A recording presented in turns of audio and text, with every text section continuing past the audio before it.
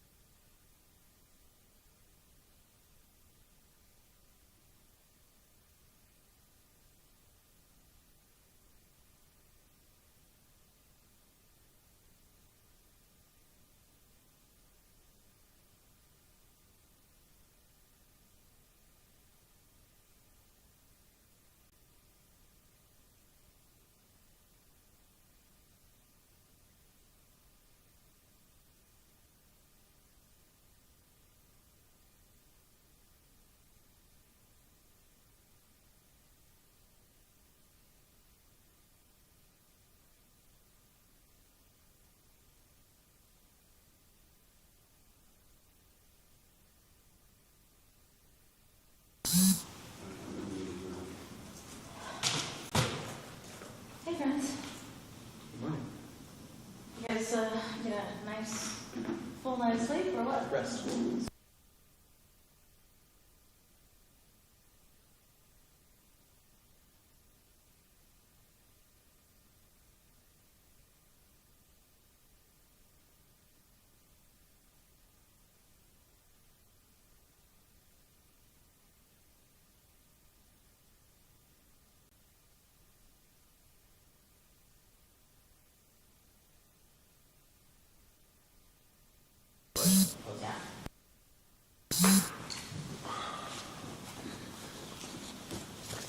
Good morning, everyone. It's a late night last night.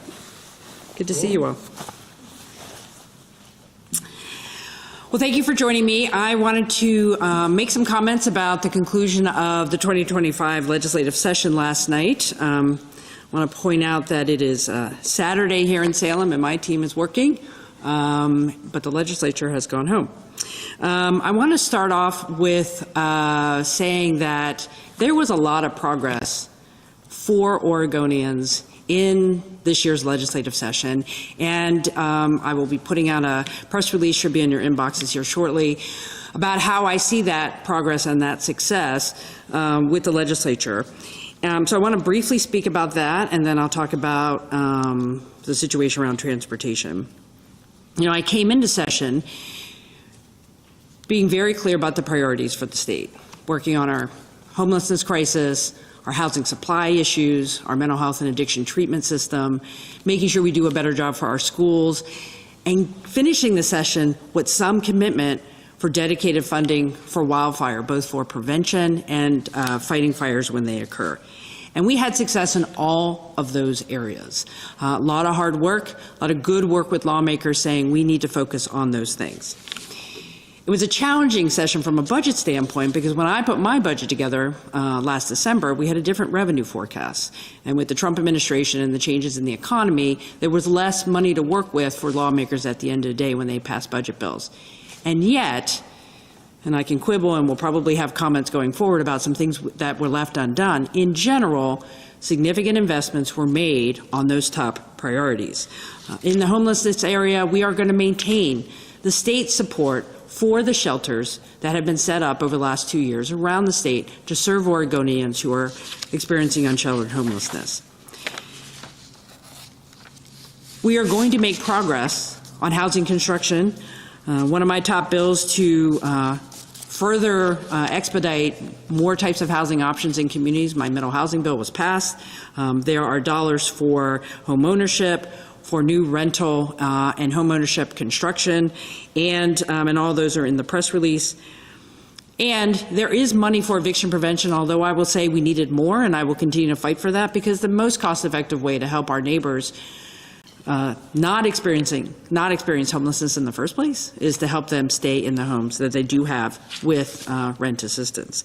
In the area of mental health and addiction care, I was pleased that legislators joined me in investing dollars for more capacity to make sure we can have more treatment beds across our state, focusing our young people, children and youth, on suicide prevention and school-based health services for our youngest.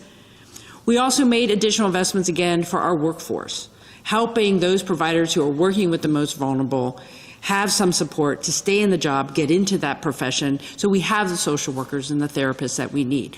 Always more work to do there, but investments nonetheless. And I want to do a shout out to the legislators who worked really hard on House Bill 2005, which ended up at the end of session being the omnibus bill for changes to the civil commit process, as well as the aid and assist system.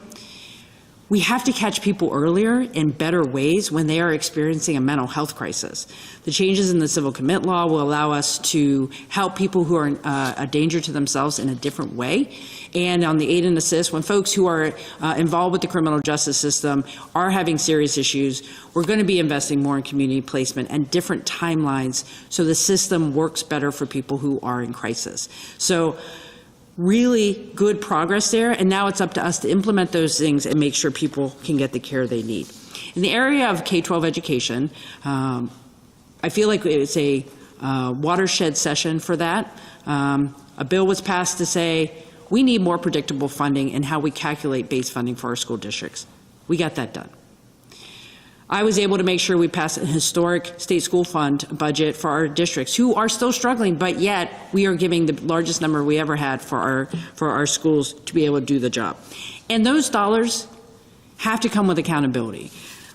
Really appreciated legislators working with me on my accountability bill to say, how do we reset and guarantee that the investments we are making in our school districts will result in better outcomes? And creating more emphasis in the state agency to help those districts reach their outcomes, be accountable, meet their goals. More money comes with expectations, and this session we delivered on that, in addition to ongoing investments for summer learning, for early literacy. I want to make sure our students have everything they need to be successful, and we had success there this session. And on one more item before we move to transportation, wildfire. Wildfire season has already started. We know it's going to be tough. A lot of attention in the session about how do we fund not only how we fight the fires, but what we do to help our communities be safer when wildfire is coming towards them. And legislators worked hard. There's $150 million in the budget that is set aside for disasters that can be used to fight fires and also respond to disasters when they happen for the next biennium. There's $63 million in new dedicated money for community prevention and resilience. That's really important. I want us to keep working on that. Some of that money is one time. We need to come back to the ongoing conversation about how do we have dollars every year for disasters and suppression of wildfires and prevention of wildfire impacts in our communities. So progress, but more work to do. So I think that's a bottom line for me for the priorities that I brought into the session. We made progress. There was good work. It was bipartisan progress, particularly in the area of housing. A lot of work together, Republicans and Democrats, who work on our housing and homelessness crisis. And we have more work to do. Look at what we've done, continue to look at where there are gaps, continue to work together to help all of our communities be successful. So let's talk about transportation. I'm going to point out again, I'm here, the constitutional sine die is tomorrow, and legislators have gone home, and they have not produced anything on transportation that we need right now in the state. So that conversation is very much unfinished business. So where we are today around transportation is that there was a lot of hard work to get it to a comprehensive transportation package.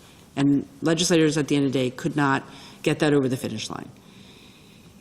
It was very disappointing in the last 36 hours of the session that a proposal to meet at least the basic budgetary needs of the Oregon Department of Transportation was not done. Last night, there were the votes, bipartisan votes, to pass House Bill 3402, which would have had a small gas tax and some changes in registration and title fees to fund the Oregon Department of Transportation. That didn't get done. It didn't get done because of procedural partisanship. I don't think anybody at home sits there and goes, what happens in the legislature in the last couple of days and why don't things get done? There are processes that have to be followed. And there has been a tradition of collaborative procedural motions to get the work done. Republican leadership in both the House and Senate refused to provide that collaborative procedural motion to move a bill that had the votes forward to pay for basic transportation services in our state. And I want to talk about those services. The Oregon Department of Transportation, as we came into this session, knew that we would have a budget hole for that agency. It was in my budget. I was very clear. We needed something to make sure we could provide basic maintenance and operations of our highway system. And so to make that more concrete for folks, when people break down on the highway here in the state of Oregon, they expect that someone is going to come and help them. When there's a pothole on a highway, they expect someone is going to fix it. When it is the summer and there's vegetation along the roadway that has to be cut back so it's not a fire hazard, they expect ODOT workers to be there. When winter is happening and there's snow on the ground, people expect snowplows to move the snow. And I want to remind folks, in the 24 session, because of the dire nature of lack of funding for ODOT, we had to come into this session last year and ask for one-time money to make sure we could maintain the roads in the winter. And there was bipartisan support for that. So come to my surprise yesterday when we're all sitting there saying, okay, we don't have a large transportation package, we have more work to do there, but we should at least fund the Oregon Department of Transportation. There was bipartisan support for that. There was time to do that. What didn't happen was support from Republican leaders who just wanted to go home. So here we are. We need to meet the basic needs of our transportation system, which means a funded and functioning Oregon Department of Transportation. Next week, because of the nature of not having the resources that we need, we will have to initiate layoff notices at the Oregon Department of Transportation. So while it was a long day yesterday, I'm sitting down with my team today. We're going to huddle. We're going to figure out what we do next. I'm going to continue to work on this, and legislators will be hearing from me, because all 90 lawmakers and all the communities they represent depend on the Oregon Department of Transportation to support vital services. So this conversation will continue, and I will be explaining as soon as I figure out what the next steps are, how we're going to figure that out. But lawmakers, your work is not done, and we have to get back together and figure it out. So with that, happy to take some questions. Good morning. Good morning. I have a pointed question, which is, how is what happened yesterday anything less than fundamental mismanagement of that issue by your party? You're blaming Republicans. It didn't have to go to the last day. You guys could have left yourself a week, gone through every procedural hurdle, and voted on it with the votes you say exist. So how is it not mismanagement by Democrats? And where were you before 36 hours ago trying to ensure that that mismanagement didn't occur? Because I think a lot of people saw you as absent from this conversation. Well, let me start with the latter question, because I do think the press has made that assumption. Lawmakers were in charge of the transportation process. My team supported every conversation there was. When they needed information, we were there. When there was a problem, we were there. We were having conversations with legislative leadership all session long about how do we get this done, what do you need? I was involved when there was a potential referral to the ballot. I had conversations. So I did a lot of work behind the scenes. You're not going to know that. I understand that. But I was engaged. And I also expected legislative leadership in both parties. Because when you have votes that involve tax votes, you do need to have bipartisan cooperation. It was a very long process, almost 2 years of work. And every time we worked on it, they're like, we're going to get there, we're going to get there. They modified it. One bill came out, I said, you got to make it smaller. They made it smaller. That bill moved, it was smaller, there was more agreement, they couldn't get it done. That sometimes happens with very complex legislation. At the end of the day, though, we have to meet the basic needs of the state, which is why I spent a lot of time in the Capitol yesterday, because that came in very late, only because everything else had failed. So it was my job to help explain that when people were pretty tired at the end of a session.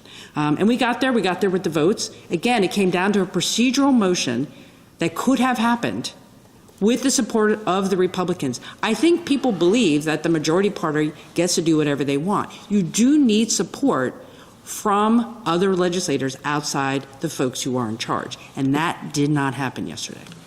But you wouldn't need the support if you had left the time. I mean, the bill came out June 9th. It feels like it was left to the end of session. It was being ignored. I don't know if I would say it was left to the end of session. I think we as a state, and a lot of the conversations I was having, there was a lot of agreement on this. We have as a state had this tradition of doing these very large, comprehensive transportation packages every 8 years, or 6 years in some cases, and saying, this is how we should do it.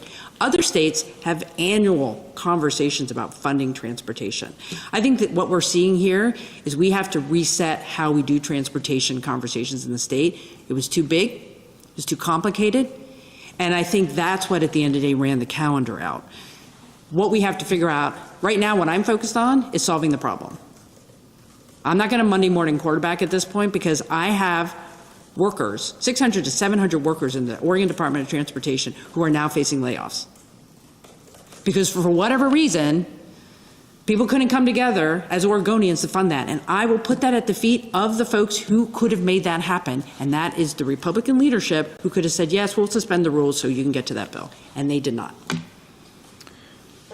Remote question from reporter from the Lund Report, Joanne Zuhl, who's hoping to get a comment from the governor today about the passage of HB 3321 that would require the State Alcohol and Drug Policy Commission to develop a state strategy based on the latest research to prevent drug use and addiction. The Lund Report has been following this issue. During one of their reports, you said, these findings are alarming. I pledge to bring key agency leaders together to review these findings and develop a specific action plan to address gaps. Could the governor please comment on the impact of this bill would have and why she's committed to this issue? What else needs to be done? I think what I could say, and I'd have to be honest, look at the bill specifically to be more specific in my answer, but the Alcohol and Drug Policy Commission, as set in statute, is that agency within state government that is charged with strategic planning and implementation of bringing all of our resources together to solve the issue of substance abuse in our state. So that bill gives them additional tools and guidance on how to do that. So happy to come back with you on more specifics, but I expect ADPC, because of their role, to be the lead on that. We have work to do. I think we all understand our system needs more coordination, not just more money, and sometimes you need more money, but more coordination. That is the role of ADPC, and that legislation came from them for the purpose of helping them do their job more succinctly.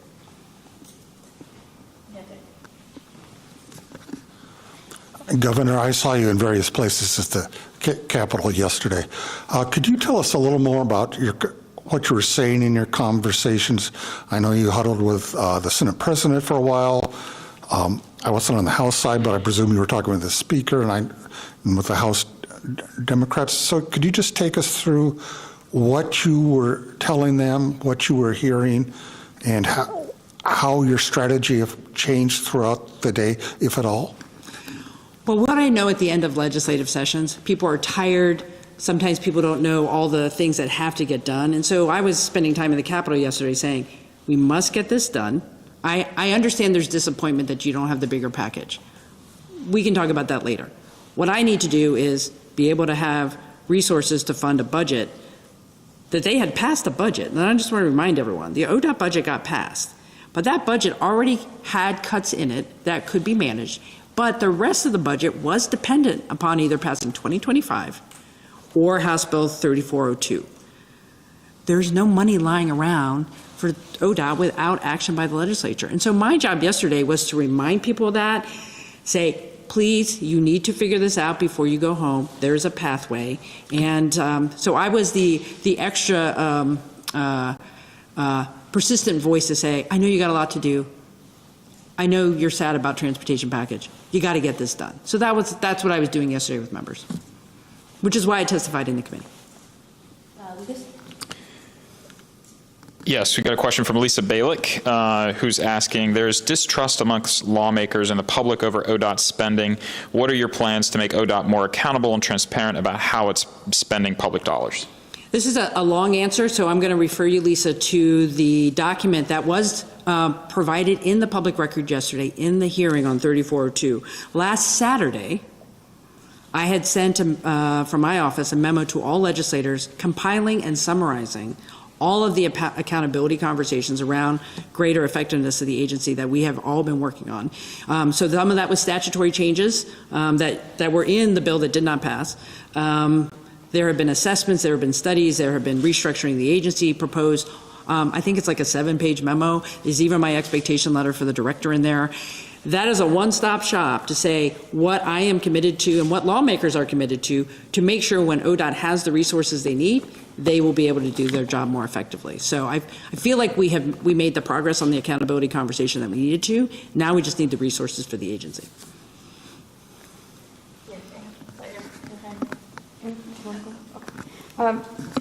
You testified in front of the committee, talked about what we might expect to see Monday if this doesn't pass. As you said, you're working through the weekend to prepare lawmakers for what needs to happen in the future. So can you just detail what maybe the public or what lawmakers can expect in the coming days after this failed? Well, I think the most I can say at this moment is the governor is highly engaged right now to make sure we can have transportation services throughout the state. I don't know if anybody got to watch the hearing yesterday. There's a lot going on. I spent a lot of my week talking about wildfire. Yesterday I was at a wildland firefighting training school in the morning. It was a very long day yesterday with firefighters who were graduating. We went out to a prescribed burn to watch them do it. Saw the helicopter training. Very focused on wildfire. Earlier in the week, I was in Rowena in the Gorge meeting with local officials about the recovery on the Rowena fire, where we lost more residential properties than we did all of last year. What I heard when I was in Rowena, when I'm talking at a Vista with the firefighter chief, was we needed ODOT workers to be ready to respond immediately to close down I-84 so they could fight that fire. I never want to put a community in jeopardy if they don't have the ODOT workers in their community to respond to an emergency. Without funding for the agency, those layoffs mean less resource, less response, less customer service in communities around the state when it comes to transportation. So what my plan is, I don't know what it is right now. Today's another day. Today's a new day. We're going to figure this out, and I need every lawmaker. I don't care how tired you are. I don't care what your vacation plans are. We are going to solve this. You're going to be spending a lot more time with me. We need to get this figured out. Yes. We have one here from Sammy Edge from the Oregonian. Can Governor Kotek explain the disconnect between the pending ODOT layoffs and the comments by Ways and Means co-chair, often cited by Leader Drazen, that if the transportation package failed, many of the cuts would be to positions that are currently vacant? I would love to answer that question. Thank you for the question. So I was listening to the hearing yesterday when Leader Drazen, who is on the House Rules Committee, was talking about this. So she has a fundamental misunderstanding of what the ODOT budget is. The ODOT budget that was 5541 Senate bill was designed to make some reductions, and that's in the accountability memo as well. There were some reductions to the agency with a lot of thoughtful process to say, what can we do to skinny down the agency to be more effective? So there were about $50 to $60 million of cuts in their budget, which were going to be managed by moving people around, not filling some vacancies, which does find savings. So that was in the budget. So that's what she was hearing, that could happen. What she forgot to mention was that budget was predicated on passing House Bill 2025 or in the end of session 3402. They still need another $300 million to do the budget that is passed. It's not an either-or conversation. Yes, there were some cuts. Yes, they could be dealt with without significantly changing what was going on in terms of the resources. $50 million is a lot of money to cut out of an agency. That still left $300 million that budget needed, which is why they needed to pass 3402 at the end of session. So I'm sorry if she doesn't understand the budget, but that was just incorrect. Go ahead, Sasha.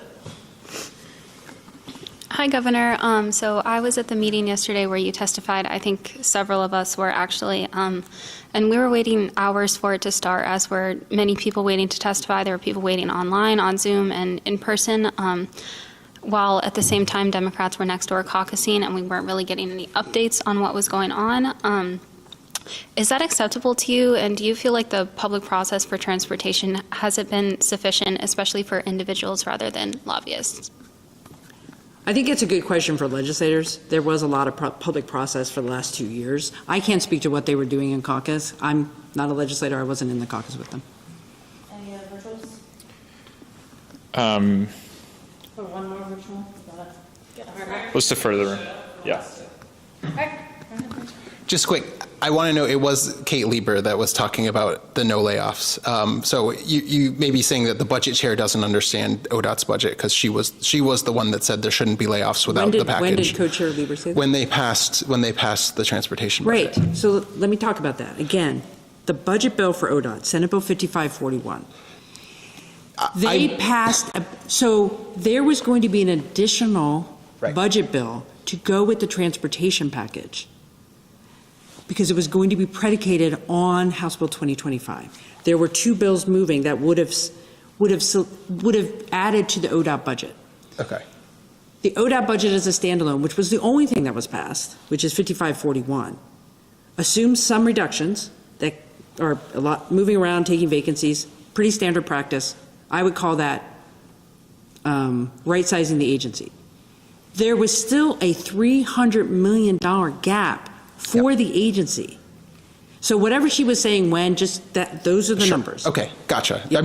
That was what was said in the hearing, so when the public is watching that, but anyway. Right, to that agency, assuming other things. I can't help that people aren't clear, it's fine. but that is what is the deal. Thank you. Yeah. I'm going to change the subject, actually. Okay. Are you going to issue an executive order on cell phone bans or cell phones in school? I am considering it, yes, When might we see it? as soon as I can figure it out. My last question, Dick? And let me say about that, as the superintendent of public instruction, it's really important to protect our students, and all the research is showing that the mental health needs of our students are being impacted by the constant use of cell phones. We get to control the school environment to some degree. Research is also saying that students aren't focused on learning because of the devices that they have. We as adults have to do something, and I'm figuring out what the next step is there since the legislature did not pass a bill, and it's still a problem. So trying to figure it out. Governor, some legislators were saying that you were threatening to line item some of their budget things if they didn't vote for the transportation bill. I didn't say that to anyone. Okay. Now people think that's going to happen, but I did not say that. And my question is, thank you for that clarification. Do you think you will have any idea whether you'll be line item vetoing any of the projects? And semicolon, at this point, do you expect to call a special session? So let me speak broadly about the bills at the end of session. I've been signing a lot of bills within the 5 days during the session. So now we're in the 30-day period for me signing bills. There's a process for notifying if, for some reason, I'm going to change any of the bills. I don't know what those will be at this point. I just will say, though, as governor, my job is to get the job done, and I have tools at my disposal to get that done. And I just hope everyone's going to show up for work when they need it. Thanks, everybody. We got that. Thanks so much. Thanks, everybody.